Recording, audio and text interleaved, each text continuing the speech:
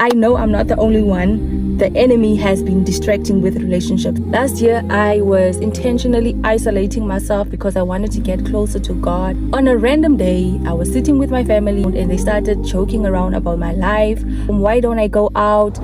You know how black parents are with how they want you to have kids and get married. As time went on, it started to get into my head now. Because that is how a seed is being planted. That is why you have to be careful what you speak over your life. Even what other people speak over your life. You have to be careful not to receive that. So I started to consider dating now. The opportunity presented itself. Met this guy and one thing led to another. I'm in a relationship. When I saw the guy, when I started to get to know him, I could see that he had qualities that I wanted in a man. And so the relationship goes on, but I start to notice that something is off. I'm in a relationship with this guy and I could see how I'm going back to the behaviors that I asked God to deliver me from. Spiritually, I could see that I wasn't in my Bible like I used to be. I wasn't worshiping as much. Even when I'm with him, I don't have peace. I came to a point where I felt like this was not going to work.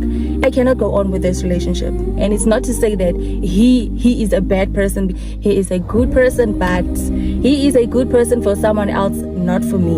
On this day, I decide, no, I'm going to tell him that it is over. Tell me why on this specific day.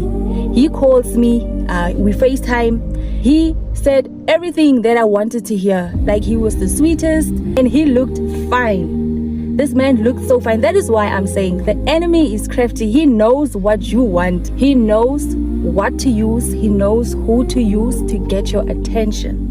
To be honest, I was desperate for a relationship. That is why it was so easy for me to fall for that, because I was desperate for that masculine energy. I was desperate for someone to affirm me, and I was desperate for love, and I wanted it from a man. Start to notice, like you're in a different season, but you keep experiencing the same type of man. For you to have discernment, you need to be closer to God. You'll be able to discern a situation, a person, whether it is for you or not.